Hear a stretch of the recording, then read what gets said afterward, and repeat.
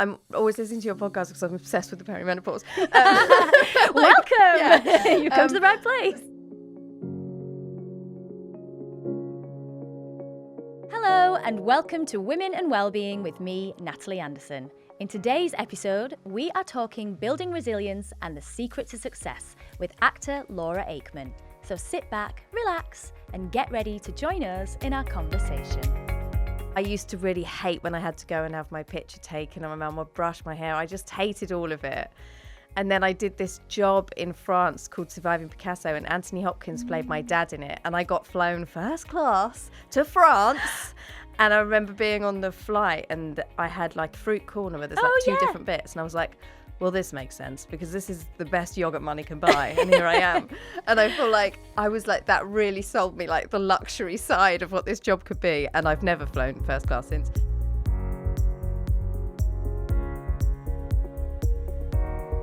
Hello all, I hope you're all well. Now, if you're a regular listener, you've probably noticed that in the introduction, we've had a little bit of a name change to Women and Wellbeing, as we've got a few more podcasts coming from the capsule in the near future, so please do stay tuned. However, in the meantime, we'll be here bringing you more conversations across women's health and well-being.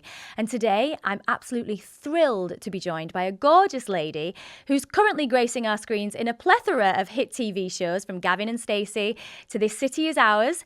However, it was her role as Dyan Cannon in ITV's Archie that saw her emblazoned across New York's Times Square. Versatile, resilient, and with an illustrious career spanning 3 decades, she's the super talented actor who's given us some of TV's most iconic moments. She's next to star in Suspect, so she's a super busy lady, but I'm super thrilled that she's here to join us today. It's the wonderful Laura Aikman. Thank you. That's very nice. Now, you do have a little bit of a cold. Yes, sorry you? about that nasal sound, but I didn't want to cancel. We've had this in the diary for ages. So yeah, thank you so much for joining me. Honestly, you are so busy. It's incredible. I mean, I love seeing it. We know each other. We've worked together before, and I just love seeing how busy you are. How has it been? You always look busier than you actually are, I think. And it's, it's a lot of things coming out at the same time. But yeah, I feel like possibly the last few years I've been able to play some sort of bigger roles and maybe roles in slightly higher profile shows. You know what it's like being an actor. You go through those peaks and troughs in your career where you think, oh, maybe this is it, and then it isn't. So I'm on maybe at the moment, and then I'm sure I'll slide back down again soon. Oh, I can't imagine that. I think the thing for me is, and we'll go back to the very beginning shortly, but the thing for me, Laura, is that always strikes me is the characters are so varied. Oh. I mean, it's incredible. And the accents, you are literally like the queen of love accents. an accent. Yeah, well, I can tell. I mean, you're doing Scouse in This City Is Ours, and, American in Archie. And do you love it? Do you love accents? Yeah, and it's funny you say that. I think that my dream is to play women that are as different as possible. And I feel happiest when I'm sort of furthest away from myself. Yeah. And yeah, these last few jobs have been big swings, especially as you mentioned, Rachel in This City Is Ours. She's like ultimate Scouse girl. She's tough. And then Dyan Cannon was this very sort of soft, sweet, beautiful film star. And then in Suspect, I'm playing this Canadian whistleblower who's kind of got a very strong core, but is a more vulnerable woman on the outside. So yeah, I feel like I'm so happy to have these opportunities to play these different people. And where did it start, your love of acting? I mean, both of your parents are in the industry. Your dad's an incredible stunt director. Your mum's an actress. Yeah. Was it them that inspired you, or did you always kind of have an inkling? I think it was and it wasn't. Their relationship with the industry is so different to mine. Yeah. They're both sort of quite glamorous people. They are they like all the parties and all that kind of side of it. Yeah.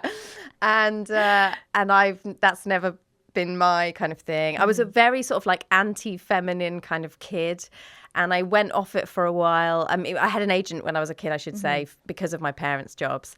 And, we would get our pictures taken for Spotlight, and I probably did, a job a year or whatever from when I was 6 or something. All guests and stuff. But I used to really hate when I had to go and have my picture taken and my mum would brush my hair. I just hated all of it. And then I did this job in France called Surviving Picasso, and Anthony Hopkins played my dad in it. And I got flown first class to France. And I remember being on the flight and I had like fruit corner where there's like two different bits. And I was like, well, this makes sense because this is the best yogurt money can buy. And here I am.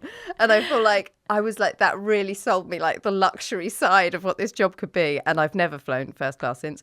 But I sort of went in and out of it as a kid. I had these amazing experiences, but then also I kind of struggled with, I think, all the way through up until when I was maybe in my mid-20s, of like what people wanted me to be as a girl and as a woman in this industry and how I needed to present myself. And I think, you know, as you get older, it becomes a lot easier. And I think we've become a lot more accepting of different types of people.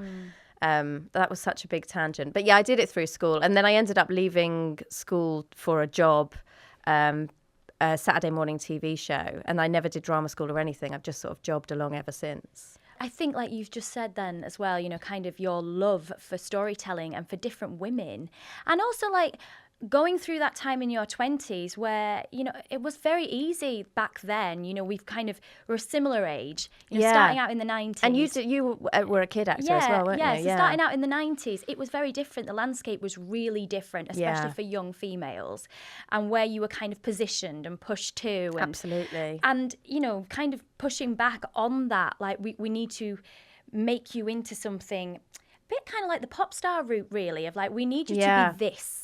And really deep down, you're thinking, well, I'm not that. And I got into acting to be all these different people. I can even remember going to auditions and feeling like needing to kind of do the lines exactly as they wanted in a kind of the blandest way possible to try and fit whatever I thought the mold was. And actually, I probably wasn't getting the best parts when I was doing that. And I think as I got older and was like, what's the most interesting thing that I can do? What's my interpretation of this? What does Laura think about this? And seeing other people's interpretation be completely different and understanding that actually they're really not, they don't know what they want yet most of the time. And offering up something different is going to be at least interesting, even if it doesn't get you the job. That is such a hard lesson to learn, though, isn't it? Like, especially when you're starting out, you're like, I have to be everything that they want. I have to change who I am to fit into the thing. I need to be perfect. Perfect. Yeah, that's it. That's the word, perfect. That perfectionism. Yeah. And I know that exists in many different industries anyway. And actually, sometimes it's the imperfection that's the most interesting. Absolutely. You know, it's like the idea of the cracked vase. I mean, look at Amy Lou Wood at the moment. I mean, that SNL thing is horrible, but like 100%. The fact that I find I've got a slightly strange reaction to it in the way that it's like, why do we even need to comment on her appearance? But because what people are saying is sort of like, she's not got the perfect Instagram face, and yet look how beautiful she is. I feel like in a way, there's no need to point out that she's not got the perfect Instagram face. She's beautiful, and it's interesting that we're embracing all these different types of beautiful in a way that we absolutely were not doing in the 90s and the noughties. Everybody had to have like that perfect face, but I also do think like with the influx of social media, we do have an element of that now as well. You know, like the certain face. It's hard to know, isn't it, what pressure women in their 20s are under when you're not in your 20s anymore. Yeah. But I do wonder, if it is as bad or if it's better. And it is hard not to be drawn into it because, especially with aging and aging in the industry, I mean, I don't know about you, I personally have found more confidence in myself. Like now I'm post 40, you're kind of approaching that age. Yeah. And how do you feel about that? How do you feel about navigating in the industry? I feel where I am now, people are almost disinterested in how I look, is how I feel, to be honest. And I think I've been so lucky with the parts that I've played recently, where even though some of them have been very glamorous women, it's not about me looking beautiful. It's about just how that person presents themselves. I've got a small part in Joan, and I have this an insane amount of hair in my hair and so much makeup and all these fabulous costumes.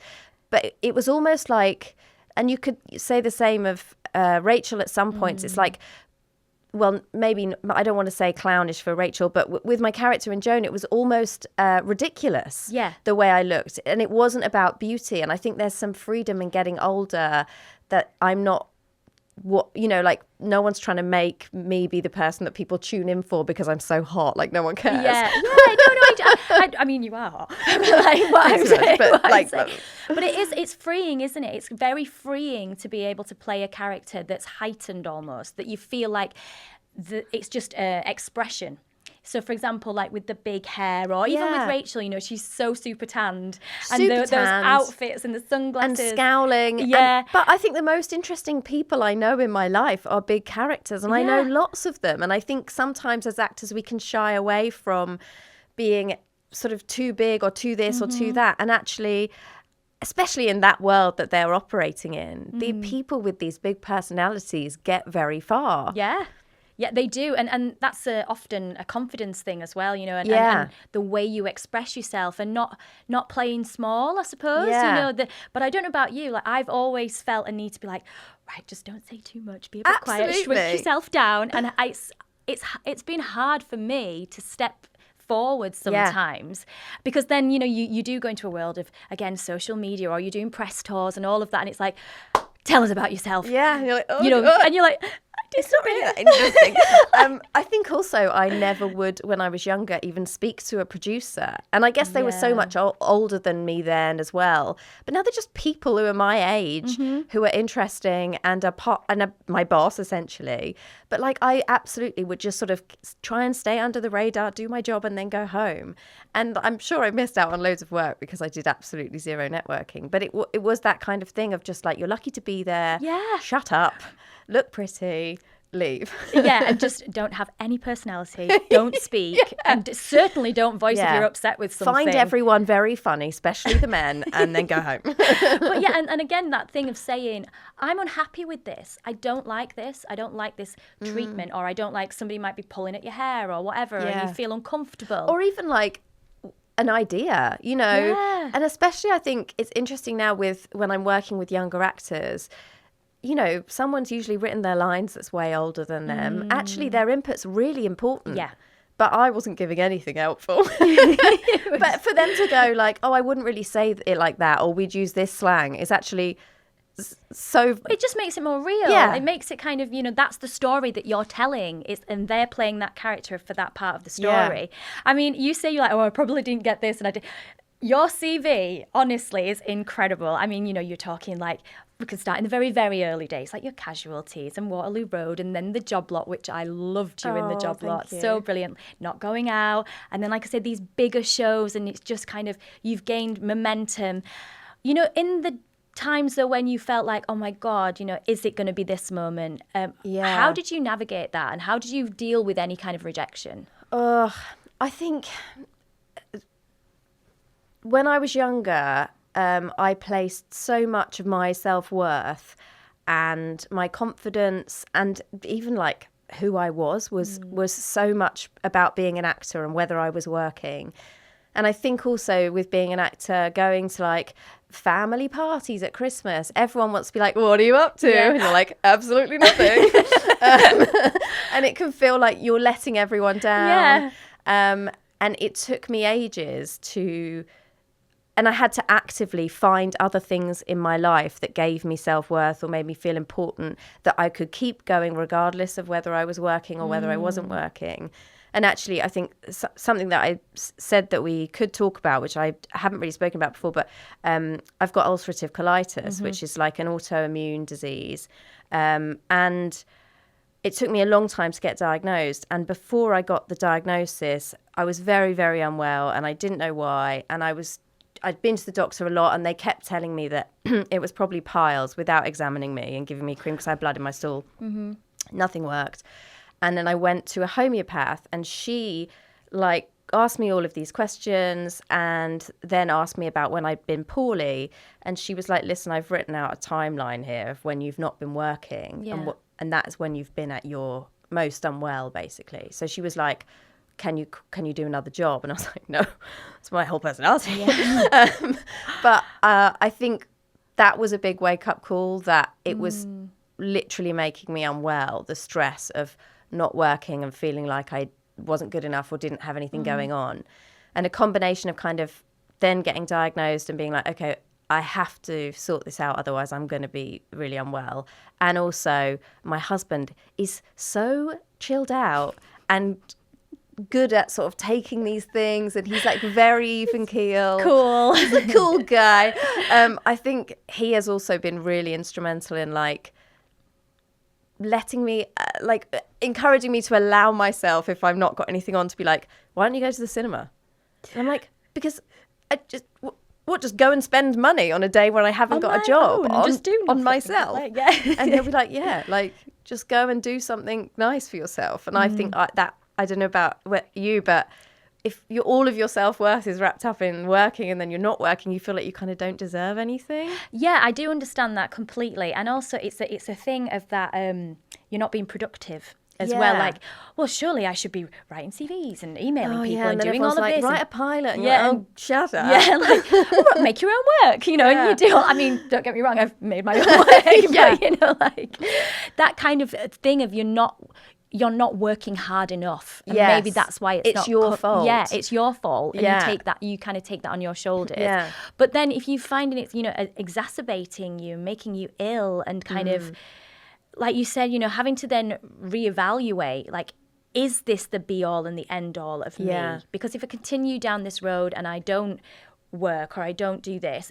I'm potentially making myself really ill. It's like, so what other things did you look to then to get more self-worth, to kind of feel more empowered? Well, I think one of the first things I did was I started volunteering at a shelter on a Friday night. I was there for 4 years. I now am a crisis counsellor for Shout, which is a text service. It's brilliant. You get training to be a counsellor, and you can do a shift whenever you want. So it's really flexible with our work, and people text in when they're in crisis. I found both the shelter and doing Shout. I mean, obviously that's like more helpful to society than me getting a job in a TV commercial. Do you know what I mean? So both those things were really helpful in making me feel like I was contributing something. And then on a sort of wellness level, fitness is really important to me. And I exercise. I try not to do it every day. I try and build in a rest day, but pretty much every day. And I walk my dog, and I go to the gym, or I go for a run, and I have my routine. And even if I'm filming or if I'm not filming, I'll make sure that my dog's not always with me, but that I can go to, even if it's 4:30 in the morning, to give me an hour I'm by myself, which I love. And where I'm doing something for my body, for me. And I think when I was younger, that would have all been wrapped up in body image and all of that kind of stuff. And that it isn't at all now. It's about being fit and well, and I suppose that is also wrapped up with being a person who is ill. It gives me some control over my fitness. And that's the thing, isn't it? I mean, you've got a precarious industry that you're in, and then obviously, your health's not kind of facilitating you in the best way for you to have some element of control over your existence. Helps you, I expect, to kind of feel a little bit more centered and a bit more like, actually, no, I've got this. And I think that that's exactly right. It's control. And it also affected, how I socialise, because my sleep is another thing. And I'm always listening to your podcast because I'm obsessed with the perimenopause. Welcome! You've come to the right place. But, it's so many overlapping things that with an autoimmune disease, I think, anything where things are out of your control, then all of a sudden my sleep became really important to me. So obviously drinking doesn't help with my autoimmune disease anyway. So I drink less anyway. I'm no saint. I absolutely get smashed at least once a year when I just fall completely off the wagon. But she tries. Yeah, I try my best, guys. But I will always leave a night out early these days. And my mates never, I always thought, oh God, like I'm being really, no one ever says anything. Everyone's like, yeah, peace, bye. No one cares.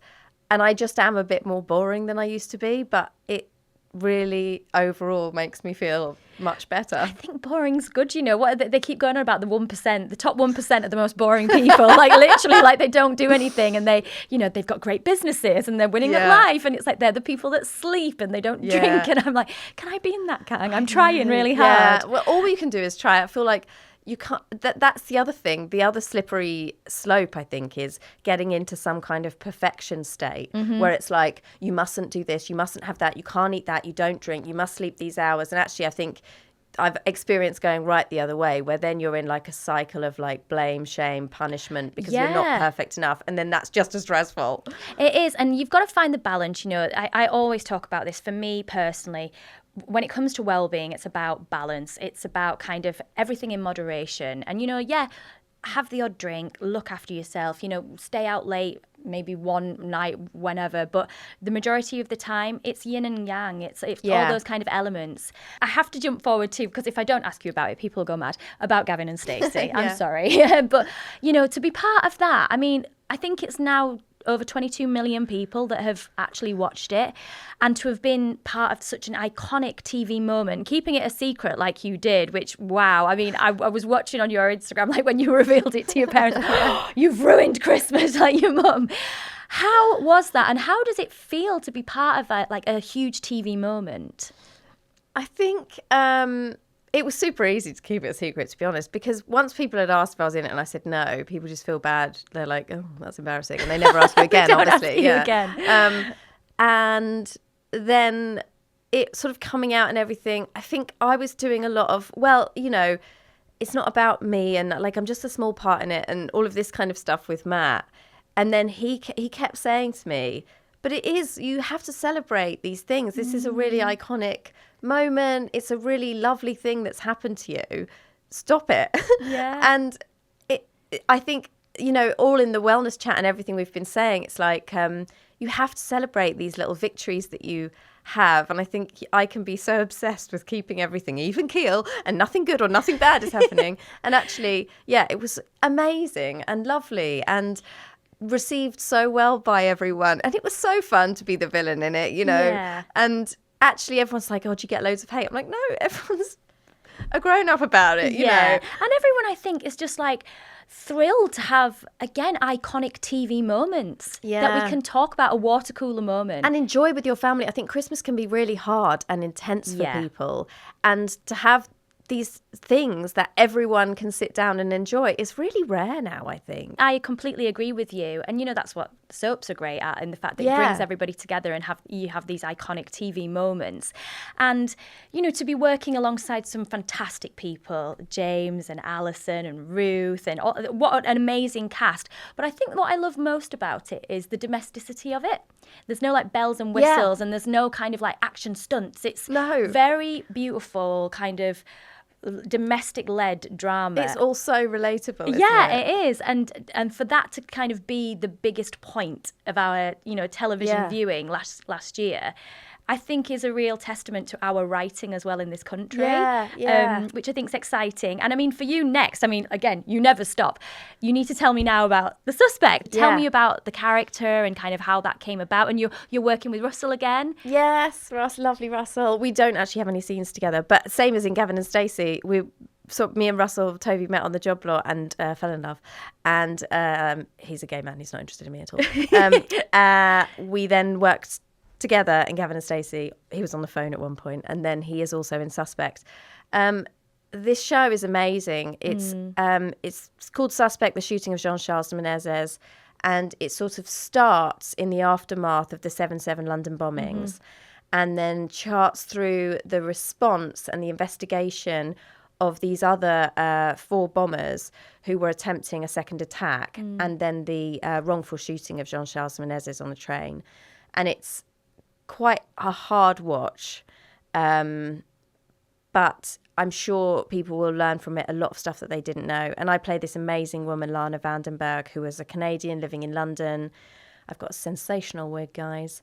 And she basically was watching what was being said in the press, what was being echoed by the Met about this man, Jean-Charles, who was shot on the train, that he was acting suspiciously, he was wearing a bulky jacket, he vaulted the ticket barriers when he was getting on the train.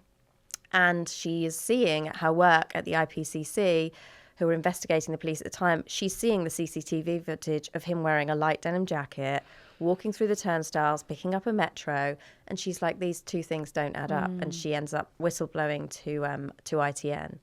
So she's another really unbelievable woman. And playing someone that, again, is another real life character. For you, the responsibility of that and getting under the skin of these women and really kind of understanding them. How do you approach that? Did you meet with her? What was the experience of that like? I got cast fairly late, so I didn't have an opportunity to meet with her. But Jeff Pope, who wrote it, who also wrote Archie, is so brilliant at handling these stories. And he had done an hour and a half on Zoom with her, an interview. And then I just basically watched that 7,000 times. But I think what was interesting about playing her is that, and on paper I was like, she's this hero, you know, this incredible woman who did this incredible thing. And then the more you get under the skin of her, like anyone, the more you realise that she was scared the whole time. She was actually smart enough to know what was at stake for her. She got arrested, she lost her job, she lost the place she lived. She was waited a whole year to find out that she wasn't going to be charged with with theft of the ink and the paper that she printed some stuff off at work and gave to ITN. She was completely mistreated, but learning about her sort of unmasked the hero in a really interesting way and made me understand that she was just a scared woman. And despite how scared she was and how much she understood was at stake, she still did the things she did. So in my mind, she was kind of an even bigger hero after I'd taken the rose-tinted glasses off. But it made her more real. And for all that time where I'm playing that she's doing all of those things, I guess all of those nerves and the thinking about what the potential repercussions were going to be made her so much more interesting. And do you feel like any of the characters that you've played, like, do they have an effect on you? Like, do they shape you? Do they change you? Yeah, I think so. I think everyone that you play is a part of you in a way. It's like you going, well, if I was in those circumstances and a bit more like that and a bit more like that, that's maybe like a hidden me that no one knows. And then getting to play them, I think you get to kind of flex your muscle at being that person. So like, for instance, Rachel in This City, she's such a tough woman. And I do think sort of when you play someone like that and then you step out of it, there's part of you that's like, maybe I could be a little bit more tough, or, you know, and they sort of do rub off on you a little bit. I think you know, just like you learn from your friends. And giving you a new perspective as well. I think opening your eyes on things, like you were saying, you know, the character that you're playing in Suspect, like seeing it from her point of view and actually looking at things in a different light. Yeah. I expect opens up your perspective in terms of where you go next and kind of, you know, like your life choices. Absolutely. So before we do finish up, because I could talk to you literally like all afternoon, I know you love trekking. You love to go on a trek. But what other well-being practices or products even would you absolutely swear by and recommend?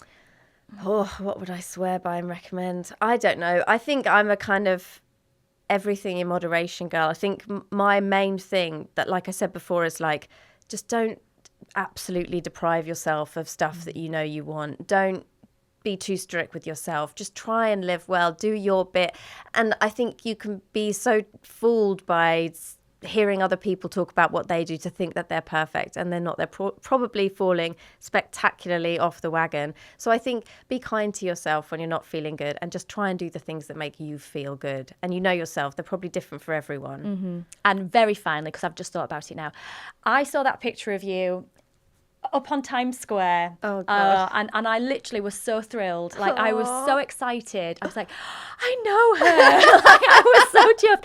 I have to ask you, like, what was that moment like for little Laura? It was amazing, but like, I never went there and saw it or anything. Yeah, but still. It was amazing. But it's so weird with that stuff because they don't tell you it's happening. Just I had a friend who happened to be in New York who was like, do you know you're on Times Square? And I was like, sorry? And then I was like emailing everyone like, does anyone have a picture of this? I mean, it was like a dream come true. And actually that whole job was a dream come true. I feel like that was the first time I really got to play a character who got to show all sides of herself.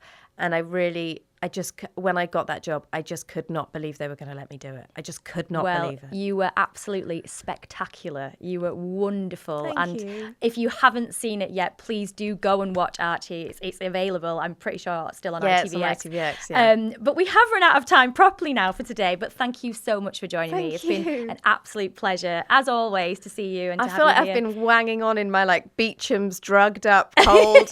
I don't know what I've said, but you were all absolutely wonderful. Don't worry about it. Yes, it's been an absolute joy to have you with me. Thank you so much for your time. Laura can be seen on BBC iPlayer, currently in This City Is Ours, and in Suspect on Disney+. You can also keep up with her future projects by following her on Instagram at Laura Aikman with only one A. For more women's health and lifestyle, you can visit us at our website, www.thecapsule.co.uk. You can also catch up with our previous podcast episodes by visiting the podcast page and subscribing to any of our podcast channels and YouTube. Please feel free to leave your rates and reviews as we go through this series. I would absolutely love to hear from you. You can also drop us a message at our Instagram at @officialcapsule if you'd like to put any questions to our future guests or leave any messages about any of our current episodes. I will be back next week with another very special guest, but all that's left for us to say today is goodbye. So it's goodbye from Laura. Bye. And goodbye from me.